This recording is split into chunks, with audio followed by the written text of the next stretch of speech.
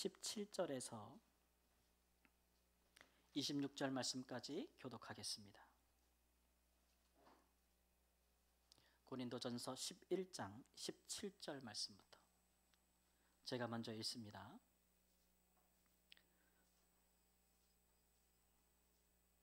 내가 명하는 이 일에 너희를 칭찬하지 아니하나니 이는 너희의 모임이 유익이 못되고 도리어 해로움이라.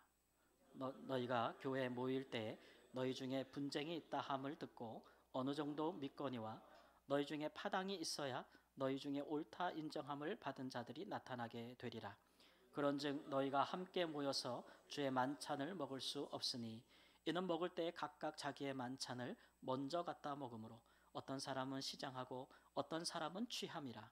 너희가 먹고 마실 집이 없느냐?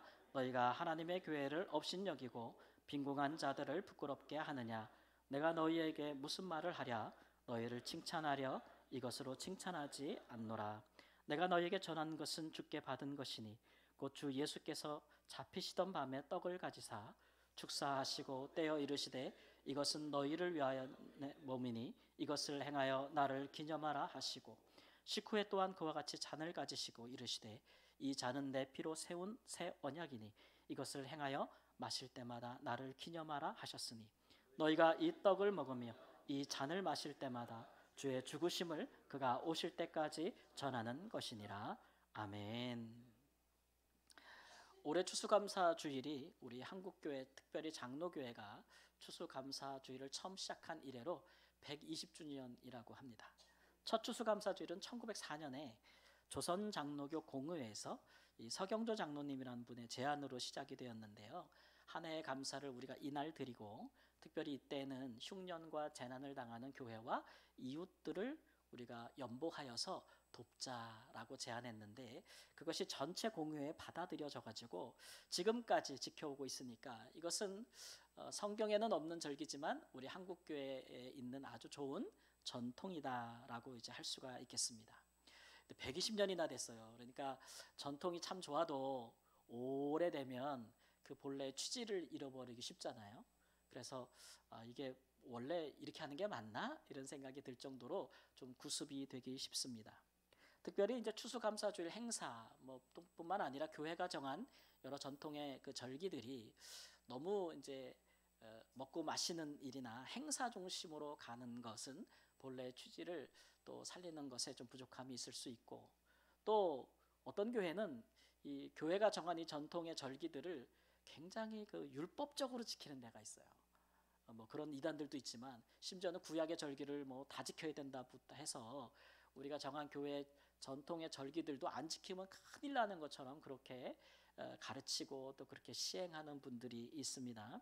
그러나 우리가 알다시피 구약의 절기들 3대 절기 우리가 얘기하는데 다 율법에 정한 바죠. 법에 정해냈으니까 그거 안 지키면 어떻게 되는 거예요? 범법자가 되는 겁니다. 법을 어기게 되는 것이거든요. 그러나 우리가 이제 그리스도 안에서 예수님 안에서 이런 것들은 다 완성되어졌기 때문에 골로새서 2장 16절 말씀 우리가 함께 읽겠습니다. 그러므로 먹고 마시는 것과 절기나 초하루나 안식일을 이유로 누구든지 너희를 비판하지 못하게 하라. 이것들은 장래일의 그림자이나 몸은 그리스도의 것이니라. 성경에 있는 많은 유대인들이 하나님의 백성들이 정한 모든 율법에 있는 절기나 모든 것들은 다 그림자다 그랬어요. 뭐라고요? 그림자. 그러면 그 그림자가 있으면 그 본래 본체가 있을 거 아니에요? 그 본체는 누구라고요? 예수 그리스도. 그러니까 예수 그리스도가 오신 이후로는 더 이상 그림자에 별로 신경을 안 쓰겠죠. 그래서 우리가 이제 이렇게 예수님 오신 이후에 교회들에서 이렇게 추수감사주일처럼 교회가 정하여 지키는 절기도 본래 그 취지에 맞게 우리가 하려면 항상 이런 절기들이 다 그림자라는 것들을 생각해야 돼요. 원래 본체는 예수 그리스도, 실체이신 예수 그리스도께 집중하고 그분이 우리에게 말씀하시고 우리를 위해 행하신 일들을 우리가 소홀히 해서 우리끼리 먹고 마시고 즐거워하고 파티하고 막 이렇게 행사 중심으로 나가면 그 본래의 취지를 잃어버리는 것이라고 할 수가 있겠습니다. 오늘 말씀해 보니까 바울 사도가 말씀하기를 우리가 주께 받은 것이 있다 그랬어요. 꼭 지키라고. 이거 꼭 행하라고. 그게 바로 뭘까요? 성찬이라고 했습니다. 뭐라고요? 성찬. 이거는 우리가 주께 받은 거예요. 다른 것들은 우리가 우리를 위하여, 주를 위하여, 교회를 위하여 만드는 것들인데 이 성찬은 주께 받은 거예요. 그러니까 얼마나 중요하겠어요. 그렇죠? 그래서 교회가 무엇이든지 하려면, 무엇이든지 정하여 하려면, 전통을 세우려면 주께 받은 것, 이 성찬에 담긴 의미와 목적을 꼭 기억하고 그것들을 우리가 적용하는 것이 참 유익하다라는 것으로 받을 수가 있습니다. 그래서 우리가 추수감사주를 맞이해서 우리가 주님께 받은 성찬에 대해서 한번 살펴보려고 합니다. 이로써 우리가 교회가 무엇을 좀 만들든지 무슨 행사를 하든지 어떤 절기를 지키든지 간에 우리가 예수님을 본체로 하는 것을 잊지 말자라는 의미가 있겠고, 또 하나는 우리 성도님들께서 그리스도인으로서 사회에서, 자기의 직장과 사회에서 무슨 일을 하시든지 간에 그런 부분에 있어서 이 성찬을 통해서 하나님께서 우리에게 말씀하신 바, 그 의미와 목적을 잘 기억하고 적용하는 지혜가 있기를 우리 주 예수님의 이름으로 축원합니다. 이방 민족을 선교한 바울 사도에게는 큰 고민이 있었어요. 그 고민이 뭐냐면, 내가 복음을 전하고 이 지역에서 다른 지역으로 갔는데 먼저 복음을 전한 지역의 그 교회가 그 처음 전한 복음을 잃어버릴까 늘 걱정. 그리고 또 그 복음을 잘못 왜곡되지 않을까, 그 복음이.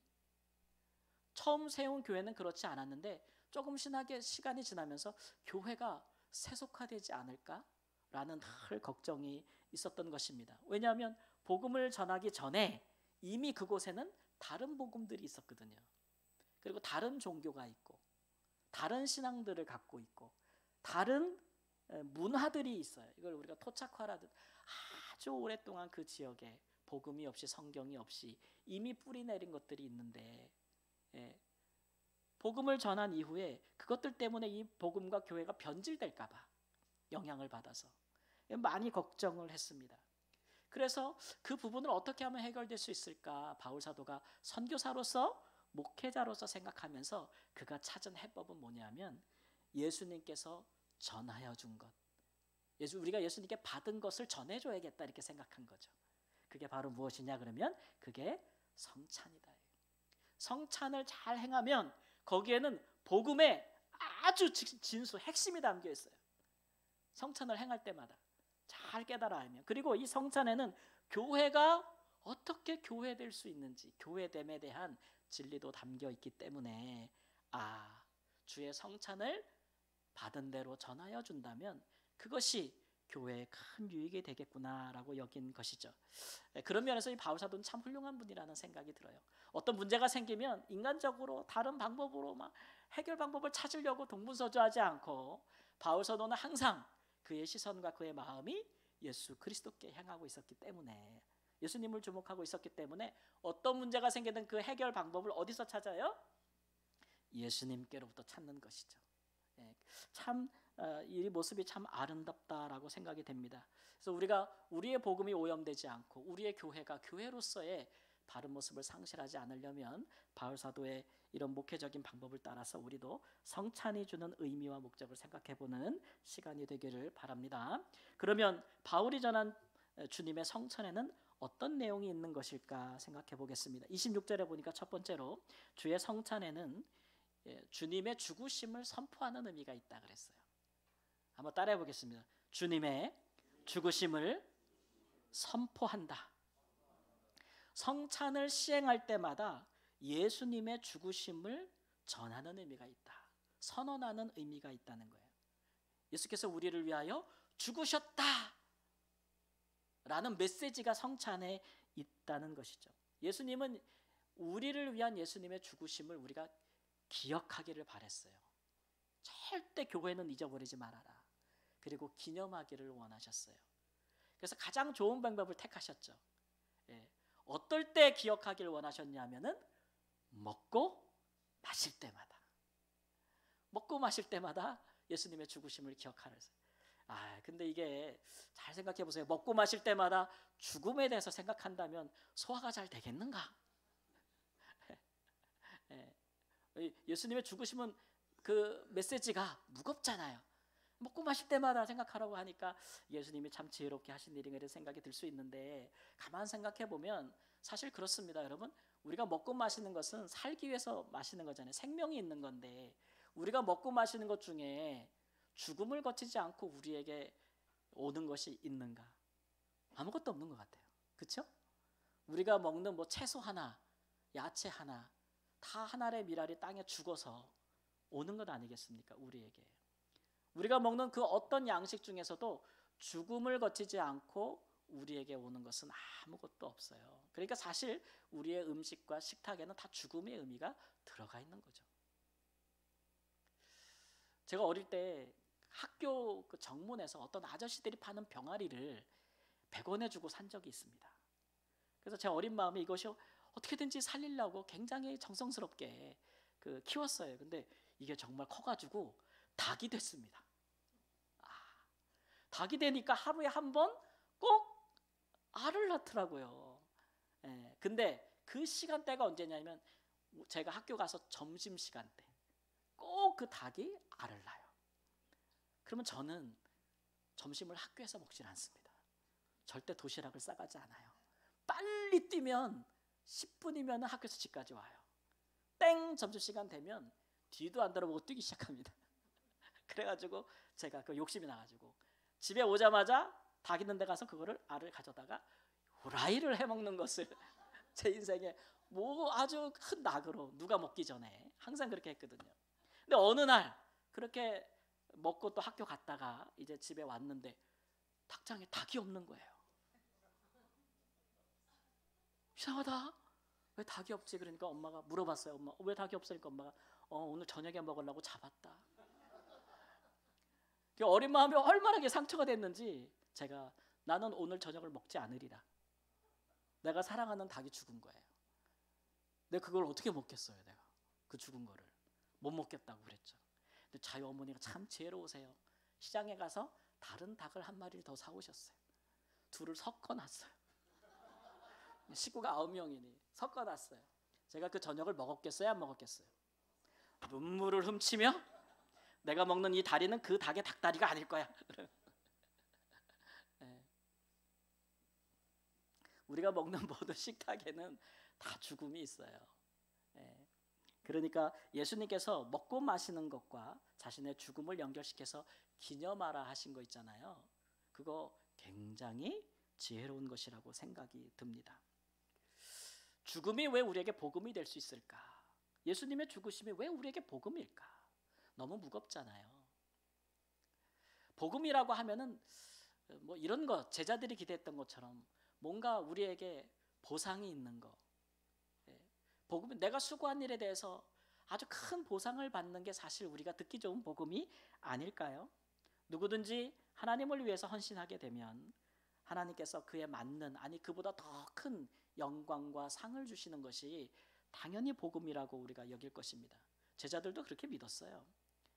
그래서 마가복음 5장 1장에 가보면 제자들이 모든 것을 버려두고 예수님을 쫓았다 그랬어요.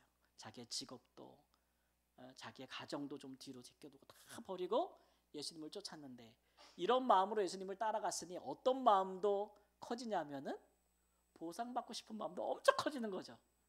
그렇죠? 내가 포기한 만큼 내가 얻고 싶은 거예요.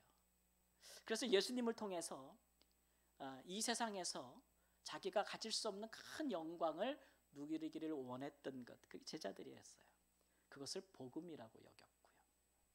그런데 예수님은 시간이 지날수록 제자들을 그렇게 높고 높은 영광의 자리로 세우려고 하는 의도가 보이지 않는 거예요. 예수님한테. 예수님은 자꾸 자기가 고난받고 죽을 것에 대해서 얘기하면서 죽는 자리에 같이 가자고 그러니까 제자들이 그 예수님의 자신의 죽음에 대해서 말씀하시는 그 말씀이 제자들에게 복음이었겠습니까? 절대 복음이 아니었죠. 그래서 끝까지 반대했던 거예요. 반대했던 거. 그럼에도 불구하고 예수님은 나의 죽음이 복음이다라고 말씀하신 이유는 오늘 24절의 말씀에도 나오지만, 나의 죽는 것은, 죽음은 너희를 위한 것이기 때문에 그렇다는 거예요. 너희를 위한 것. 내가 너희를 위해서 죽는 거야. 여러분, 우리가 살면서 누군가 나를 위해서 희생하고 섬기고 이런 받아보신 적 있을 거예요. 그렇죠? 이 참 팍팍한 세상에서 누군가 나를 섬겨준다고 하면 얼마나 눈물이 나고 감사한 일이겠습니까? 근데 예수님도 말씀하셨지만 누군가 나를 살리기 위하여 자기의 생명을 던졌다. 자기 목숨을 바쳤다. 이거 내게 복음이겠습니까? 아니겠습니까? 이만한 복음을 들어보신 적이 있습니까? 없지 않습니까? 그래서 예수님의 죽으심이 우리의 복음이라는 거예요. 예수님은 자기 때문에 죽으신 것이 아니에요. 우리가 예수님의 재판 과정을 살펴보기도 했지만 예수님은 그가 죄인으로 정죄받을 만한 어떤 죄목이나 증거나 증인이 없었어요. 다만 그가 정죄를 받은 것은 대제사장이 물어봤을 때 네가 정말 그리스도냐? 라고 물어봤을 때 내가 말하였느니라는 그 한마디 때문에 사형을 당하신 거거든요. 십자가에서. 그러니까 예수님의 제목을 굳이 붙이자면 자기가 그리스도라고 여겼기 때문이에요. 여러분, 그리스도가 무엇입니까? 자기 백성을 저희 죄에서 구원할 자이십니다. 그러니까 예수님은 우리를 죄에서 구원하시기 위해서 죽으셨다. 그것이 우리에게 복음이다라는 것이죠. 그래서 예수님께서는 그 복음을 꼭 기억하고 기념하고 잊지 말아라 이렇게 말씀하신 것입니다. 고린도전서 1장 23절 말씀에 이런 말씀이 있습니다. 함께 읽습니다. 우리는 십자가에 못 박힌 그리스도를 전하니 유대인에게는 거리끼는 것이요 이방인에게는 미련한 것이다. 바울 사도가 선교하면서 막 복음을 전할 때 다른 말 하지 않고 십자가에 못 박힌 예수 그리스도, 예수 그리스도의 죽음을 전했다는 거예요. 죽음을 전하니 이것을 듣는 자들이 복음이라고 여길 리가 없지 않습니까? 유대인들도 또 이방인들도 십자가에 처형당한 이 예수의 죽음을 복음이라 여길 리가 없을 텐데도 바울 사도는 다르게 전하지 않은 거예요. 이것이 이 죽음이 너희를 위한 것이다 라고 했을 때에 그 복음을 받고 믿으면, 할렐루야, 믿으면 영생을 얻는다는 거예요. 구원을 받고. 그 같은 일들이 가능한가? 가능했죠. 우리가 바울의 선교를 알거니와 이 예수님의 죽음을 말하는 이 복음이 오늘날 우리에게까지도 전하여져서 우리가 믿지 않습니까? 그래서 이렇게 예수님의 이 복음을 듣고 믿는 사람들은 의무가 생겨요. 기억하고 기념해야 돼요. 언제? 먹고 마실 때마다.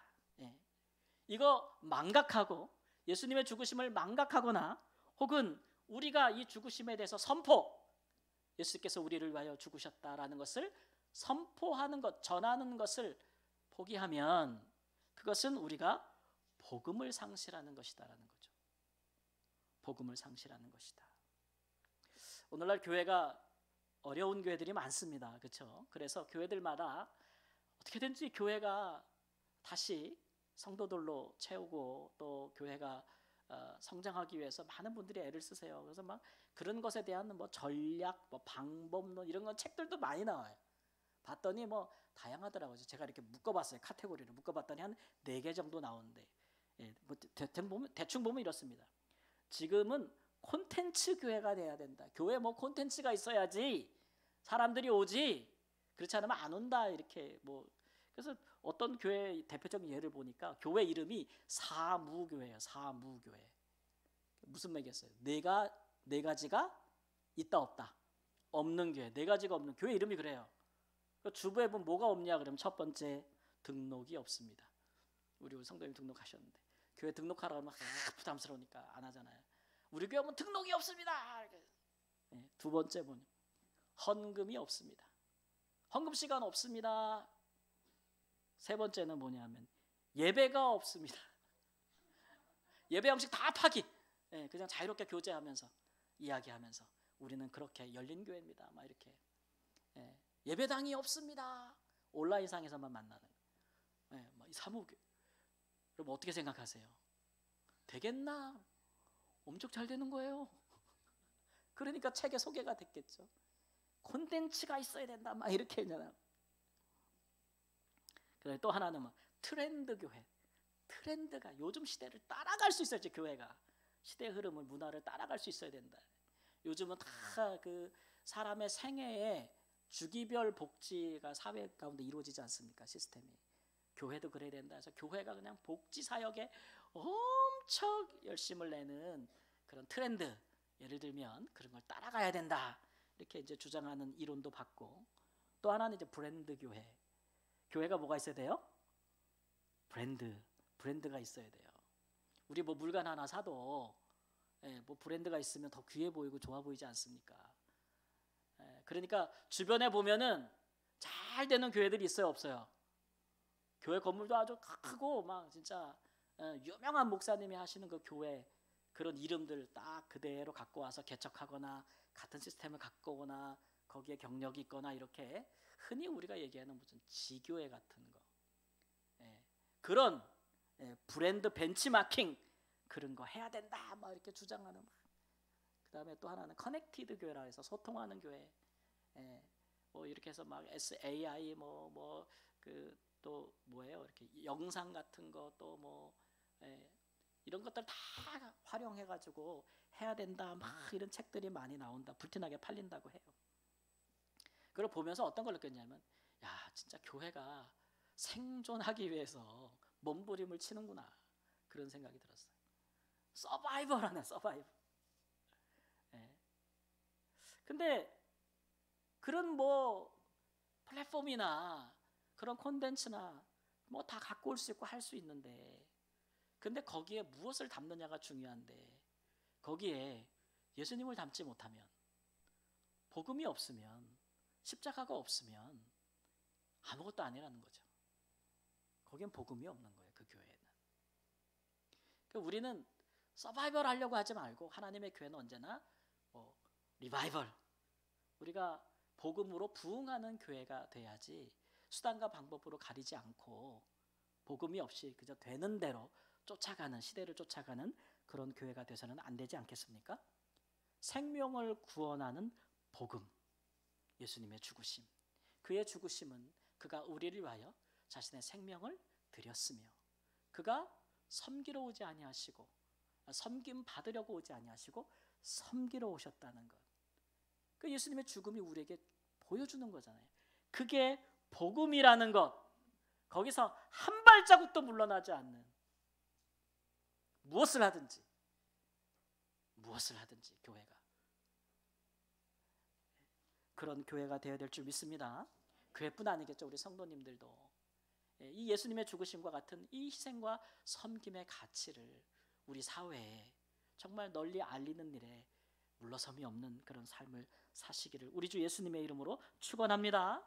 이게 바로 그 예수님, 이 본체이신 예수님, 그분의 그림자 역할을 잘 하는 거예요. 그림자 역할. 두 번째로 주님께서 우리에게 전하여 준 것에 어떤 의미가 있느냐 그러면은, 성찬에는 함께 모여서 먹는 의미가 있습니다. 함께 모여서 먹고 마시는 의미가 있어요. 주의 성찬에는. 이게 왜 중요하냐 그러면, 이제 고린도 교회에게 주시는 말씀에 이렇게 기록되어 있잖아요. 인종적으로는 고린도 교회는 유대인들도 있고 또 이방인들도 있고 여러 민족에 속한 사람들이 구성원이 돼가지고 함께 모여 있는 곳이었어요. 고린도 교회는. 뿐만 아니라 같은 교회 안에 신분적으로 자유인도 있고 주인도 있고 노예도 있었어요. 한 교회 안에 주인도 있고 노예도 있는 거예요. 여러분 상상 가능하세요? 우리 한국의 초대교회가 그랬죠. 주인도 있고 양반도 있고 노비도 있고 남자도 있고 여자도 있고 막 이런 교회. 굉장히 이제 어렵죠. 함께 섞이고 교제하기가 사회적으로. 그 다음에 경제적으로도 부자들이 있고 빈자들이 함께 있는 교회. 또 교육적으로도 고학력자들이 있고 저학력자들이 있고 문맹자들이 있고, 그런 것들이 교회에 다양한 사람들이 있었고, 또 정치적으로도 강한 자가 있고 그러지 못한 약한 자들이 있는 그런 천차만별의 모든 사람들로 이루어진 고린도 사회에 교회가 생기게 된 거예요. 그러면 그 교회 안에 어떤 문제가 많이 일어났을지 여러분 예상되지 않겠습니까?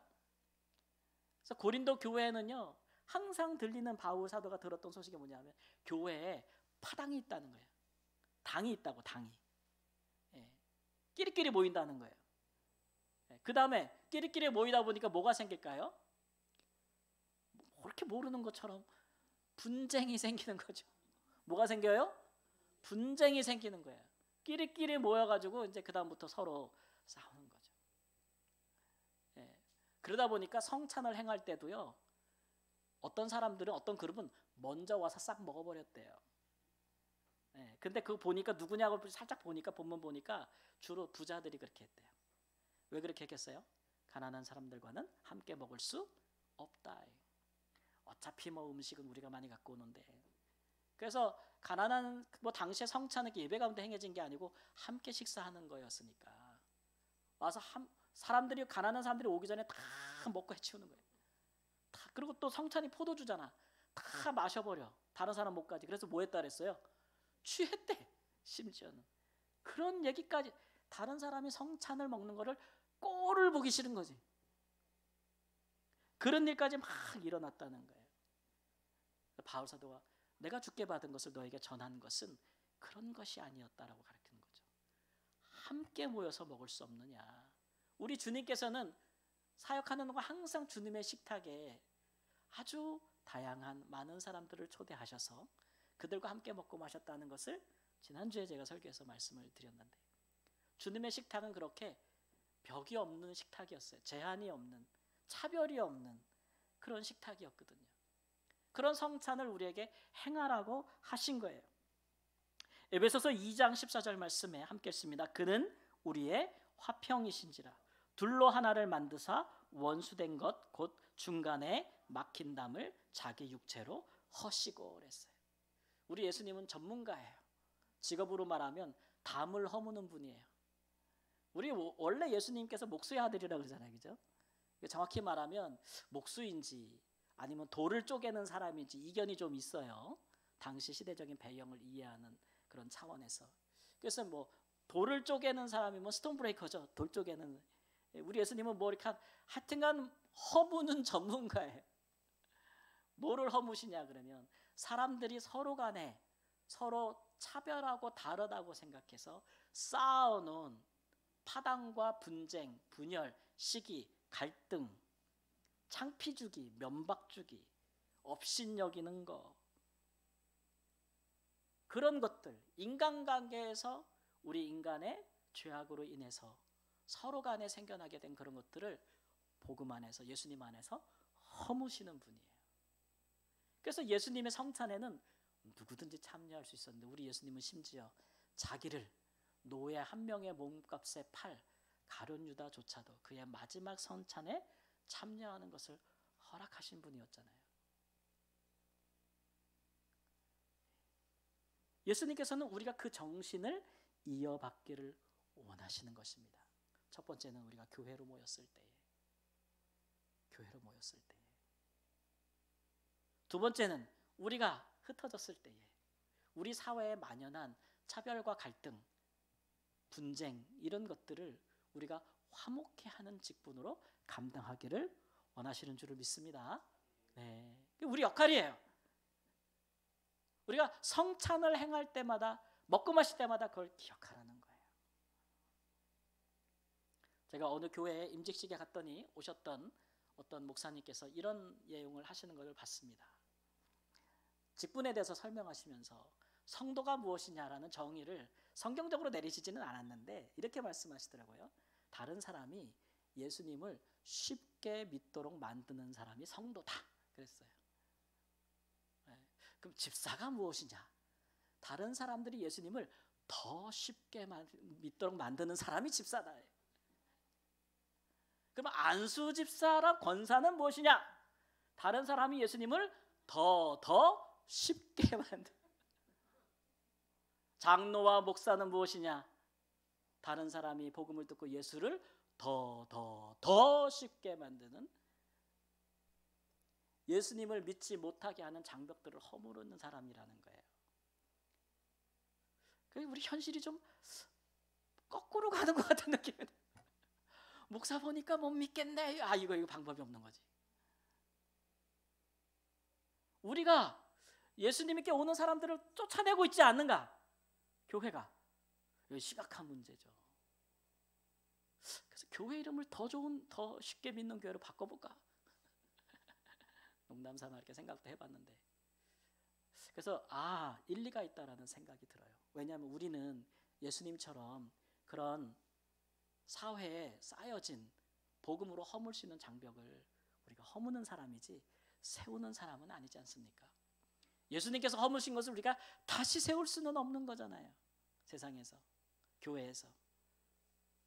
사랑하는 성도 여러분, 우리가 성찬을 시행할 때마다 또 무엇을 하든지 무엇을 만들든지 그 같은 예수님께서 우리를 위해 행하신 일들을 잘 생각하게 되시기를 바랍니다. 우리 사회도 만만치 않잖아요. 고소득층, 저소득층, 정규직, 비정규직, 대기업, 중소기업, 수출산업, 내수사업, 제조업, 서비스업, 정치, 야당, 여당, 보수, 진보, 세대 간, 성별 갈등이 심하다고 이야기하지 않습니까? 우리 사회의 화두가 계속 나오는 게 양극화예요. 양극화. 모든 분야에서 양극화가 나오지 않습니까? 젊은이들은 돈이 최고다라는 가치관을 가지고 살아가고 있고, 부모를 보면서도 돈 많이 주는 부모, 좋은 부모, 돈 적게 주는 부모, 좋지 않은 부모, 이렇게 생각할 수도 있어요. 젊은이들의 꿈이 무엇이냐 이렇게 물어본다면 돈 많은 백수다 라고 하는 말들이 유행이에요. 돈 많은 백수 되는 게 꿈이다. 그런 세상 이 흐름에 돈이 왕노릇하는 그런 우리 사회의 흐름이 있는데, 그런 것들에 우리 믿는 사람들이 편승하면 되겠습니까? 안 되겠습니까? 안 되겠죠. 저항하고 바꾸어가고 복음으로 허물어야 된다는 그런 미션이 우리들에게 있는 것이에요. 우리가 성찬을 시행할 때마다 그런 부분을 생각해야죠. 저는 이제 제 주변에 전도하는 분 중에 한 분이 이제 가나안 성도 한 분이 계십니다. 가나안 성도 누차 얘기하지만 거꾸로 하면 안 나가. 교회 안 나가. 예수님은 믿지만 교회는 싫어. 교회 안 나가. 성도 한 분을 제가 알고 있어요. 정기적으로 만나서 계속 얘기를 하고 있는데, 그분이 근데 교회는 상처받아서 안 나가는데 참 얘기하다 보면 그리스도인으로 살기 위해서 굉장히 애쓰시는 분이라는 걸 제가 느꼈어요. 집집마다 방문해서 하는 일들을 하고 계신데, 자기가 방문하는 집마다 어려운 집이 참 많아요. 그러면 거기에 정말 사랑을 다해 섬겨주시고, 자기는 안 나가는데 그분은 교회로 인도하려고 굉장히 애쓰는 분. 저랑 교제가 있다 보니까 자기가 안 한 분을 저를 통해 우리 교회로 인도하면 너무 좋겠다고 생각이 돼가지고 정말 오랫동안 그렇게 섬기면서 이제 소개해줘가지고 드디어 이번 주 목요일 날 그분과 함께 거기 그 가정에 갑니다. 근데 그 대상분은 정말 연세도 있지만 말기암 환자세요. 그리고 가족도 없고 정말 고독하게, 정말 외롭게 사시는 분이신데 언제 어떻게 돼도 상관이 없을 정도로 힘도 없고 기력도 없고. 근데 또 그 집에 이렇게 돌봐주러 오는 또 요양사분들이 계시잖아요. 또 그런 분들 중에서 이분을 잘 섬기지 못하는 분이 있을까 염려해서 자주 찾아가서 자기가 도와주고, 정말 안 맞는 사람이 오면 얘기해서 막 바꿔주고 막 이래. 그래서 목요일 날 이제 그분과 함께 가서 기도하고 예배하기로 했는데, 제가 그분의 모습을 보면서 참 도전받는 게 많고, 그렇게 제가 이제 신방 요청을 받으면서 참 하나님께 감사하다 그런 생각이 들었어요. 정말 그리스도인의 삶이 무엇인지를 보여주고 있는 거죠. 소외되고 버림받고 혼자 고독하게 쓸쓸하게 돌아가실 분을 그리스도를 소개하기 위해서 많은 섬김과 희생의 모습을 보여주는 그분의 모습을 보면서 정말 많은 은혜를 받고 도전을 많이 받았습니다. 이것이 정말 성찬을 통해서 우리에게 주어지는 복음과 그 의미와 목적을 제대로 아는 자의 삶이라고 할 수 있을 것입니다. 주의 성찬은 우리에게 예수님의 죽으심을 선포하고 우리의 사랑하는 이웃들을 그것에 참여하도록 우리가 섬기고 또 초대할 것을 우리에게 촉구하고 있습니다. 이 추수감사절의 좋은 절기에 우리가 주님께 받은 것이 무엇인지를 기억하고, 우리가 그 받은 것을 기억하여 기념하면서 잘 우리의 삶 가운데 적용한다면 얼마나 놀라운 일들이 일어날 수 있을 것인가. 얼마나 큰 구원과 사랑의 역사들이 일어날 수 있는지를 다시 한번 생각해 보고 우리가 예수님을 본체로 하여 그 일들을 잘하는 그림자 역할을 잘 하시는 은혜가 있기를 우리 주 예수님의 이름으로 축원합니다. 아멘. 잠시 기도하겠습니다. 주님, 영원토록 기념하라고 잊지 말라고 우리에게 정하여 주신 성찬의 의미를 생각하며 우리가 무엇을 하든지, 교회가 무엇을 정하여 어떤 일을 하든지 그 성찬에 담긴 복음과 하나님, 그것을 우리가 어떻게 지켜 행해야 될지를 깨닫게 해주신 것을 감사합니다. 우리를 위하여 자기를 내어주시고 우리에게 구원과 생명을 주신, 또 우리를 사랑하여 주신 그 복음이, 그 사랑이 우리를 통하여 우리 이웃에게 흘러갈 수 있도록 은혜와 자비를 베풀어 주시고 하나님, 그렇게 행하고자 하는 당신의 귀한 백성들을 축복하여 주옵소서. 존귀하신 우리 주 예수님의 이름으로 기도합니다. 아멘. 이제 우리 함께 주께서 우리에게